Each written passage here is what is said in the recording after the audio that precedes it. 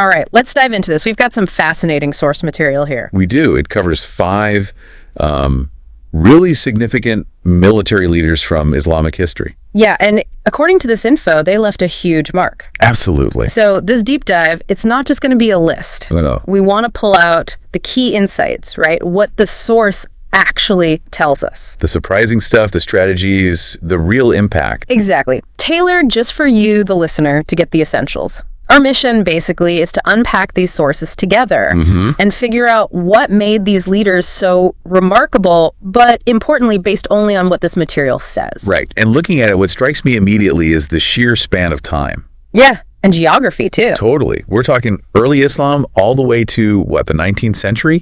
Different empires, different challenges. It really shows how diverse military leadership could be.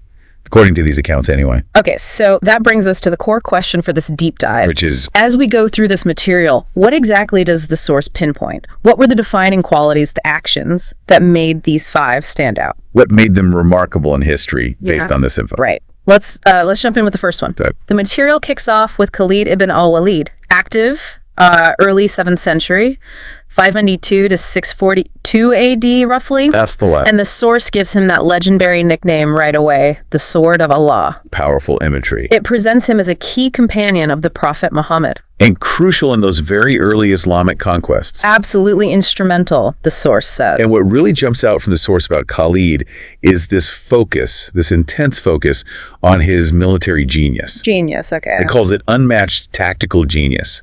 And it states he won, get this, over 100 battles. 100 battles, wow. Yeah, and when it talks campaigns, it specifically points to the Battle of Yarmouk. Against the Byzantines. That's the one, as like a prime example of what he could do. The source also details his ability to adapt, constantly, to completely different combat situations. Deserts, plains, sieges, you name it. Versatile. Very. And it credits his fierce determination. It's these things, the source argues, that kind of cemented his legendary status in military history. Over 100 battles, though. Just take a second with that number. It's hard to process. The sheer volume of experience, the problem solving involved, the source is really hitting that quantity of victory, isn't it? Alongside the quality of command, yeah. It emphasizes both. Okay, let's move forward now. Quite a jump in time. Several hundred years. The source brings us to Saladin 1137 to 1193 AD. Ah, Saladin. Famous from the Crusades era. Right. The source calls him the revered Sultan of Egypt and Syria. And with Saladin, the material seems to emphasize two things almost equally. Which are? His military skill, definitely, but also his character. Character. How so? It celebrates him for his chivalry and military acumen. It puts them together. Interesting pairing. And the key battle highlighted here, Hattin, 1187. Where he defeated the Crusaders. Decisively, the source says. Yeah. And, crucially, reclaimed Jerusalem. A huge moment. But, like I said, the material looks beyond just the battles. Okay.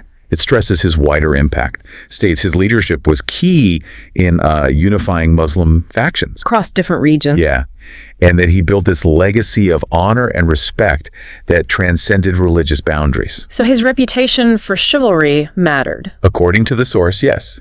It suggests that Turiar played a big role in how people saw him, even his enemies. Yeah. That's a fascinating angle the source takes. It wasn't just military power. No. Qualities like honor, chivalry, presented as central to his legacy, his ability to unify. A bit different from the pure battlefield focus with Khalid, wouldn't you say? Definitely. Okay, let's leap again. Different place, different time. Tamerlane. Also known as Timur, 1336 to 1405 AD. The source identifies him as a formidable Turco-Mongol conqueror. Built a massive empire. Central Asia, Middle East. Huge reach. And the source material here presents this really striking duality, almost a paradox. Well, on one hand, it states flat out he was known for his brutal warfare tactics. Doesn't mince words there. Not at all. But then, almost immediately, it highlights his patronage of the arts and architecture. So brutality and culture. Side by side. It also details his strategic brilliance. Okay. Mentions battles like the Siege of Delhi as examples. Yeah. The source notes his ability to mobilize large armies. And implement innovative tactics. Right. These weren't just, mindless campaigns. The source suggests his methods actually changed the face of warfare in his time. That contrast the source paints is really something, isn't it? It is. The brutal conqueror leveling cities, but also commissioning beautiful buildings, supporting scholars. How does the source sort of reconcile that? Well, it doesn't really try to reconcile it in a moral sense. It just presents them as two facts of his legacy. Both contributed to his historical significance. That seems to be the implication. Yeah. The military power built the empire, the cultural investment marked it. Both are part of the story the source tells. Got it. All right, shifting again. Next up in the material, Sultan Mehmed II. 1432 to 1481 AD. Known universally in the source as Mehmed the Conqueror. A title that tells you a lot. Indeed. And his most famous achievement, the source makes crystal clear. Constantinople. The conquest in 1453. The material highlights this as the event, the one that really changed everything in the region. Marked the definitive end of the Byzantine Empire. Yeah. And what the source really zooms in on with Mehmed, especially regarding Constantinople, is military innovation. Technology. Yes, his innovative use of artillery. Specifically, it calls out those massive cannons that breach the city walls. The famous Ottoman cannon. Game changers, according to this material. And the source frames this as more than just one good idea, right? Exactly. It says it demonstrates forward-thinking military strategies ahead of their time. Strategic foresight. And it connects this kind of thinking to his whole reign. It says it ushered in a golden age for the Ottoman Empire. And set the stage for its expansion across 3 continents. Big consequences. Just try to picture it, though. You're on those ancient walls built to last forever. And then these things roll up. These massive cannons, the psychological impact alone, never mind the physical. The source definitely paints him as a leader who understood how to use new tech for strategic advantage. For sure. Okay, last one on our list from the source, Muhammad Ali Pasha. Much later now, 1769 to 1849 AD. And the source often uses that significant title for him. The father of modern Egypt. Right. And his key contribution, according to this material, it seems less about specific battles and more about systemic change. That's a good way to put it. The source focuses squarely on his military reforms. Yeah, stating they transformed the Egyptian army into a formidable force. He rebuilt it. Okay, so he built a better army? Then what? Then he used it. The source explains his expansionist role. He played a crucial role in the expansion of Egypt into Sudan and the Levant. With this new reformed army. Exactly. The source kind of sums up his approach as being defined by innovative strategies and commitment to modernization. Modernization being the key word there. I think so. Yeah. It concludes that this focus on reform, on building a modern military, it didn't just secure his power. It did more. It was foundational. It ended up laying the foundation for Egypt's future as a modern nation state. Huh. That's a different flavor of military impact, isn't it? Absolutely. Not just winning with an army, but changing the army itself. As a tool for state building and securing power. Military leadership as modernization, as the source presents it. Okay. So we've walked through the source material's take on these 5 leaders. Khalid, Saladin, Tamerlane, Mehmed II, Muhammad Ali. Quite a diverse group. Definitely.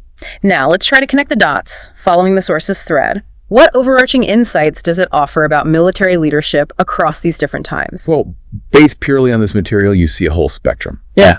For Khalid, the source highlights tactical genius, that incredible win record. Pure battlefield dominance. Pretty much. Then Saladin, it's a blend, strategic skill plus character, Yeah. that chivalry aspect helping unification. Right. Tamerlane shows, well, brutal effectiveness mixed with strategic innovation and that surprising cultural patronage. The paradox. Mehmed II's strength, according to the source, was technological foresight, using those cannons for transformative conquest. The innovator. And finally, Muhammad Ali Pasha, his impact came from fundamental reform, modernizing the military as a base for state power. Different paths to significance. Very different. But the source isn't really ranking them, is it? It's not saying one way is better. No, it seems more descriptive. Right. It suggests that military prowess and strategic thinking, whether it's tactical, technological, reform-based, even linked with character, were absolutely central. Central to what? To how these individuals, according to the source, left an indelible mark and shaped the world, each in their own context, their own time. And it's worth saying again, all these different angles. The genius, the chivalry, the brutality, the patronage, the cannons, the the reforms. They all come straight from the source material we had in front of us. It's the picture this specific material paints for us.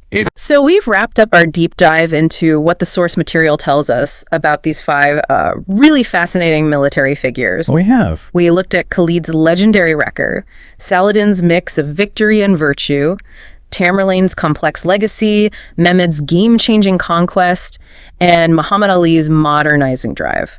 All based on the source's perspective. Thank you for joining us as we unpacked all of that. And maybe as you think about these very different paths to military success and historical impact that the source laid out, from tactics and character to technology and reform, maybe consider this question. Based only on what we've discussed from the source, what does this material suggest might be the single most crucial factor or quality for military leadership to have that kind of truly lasting influence on history? Something to chew on. Definitely something to think about, drawn from the themes presented here.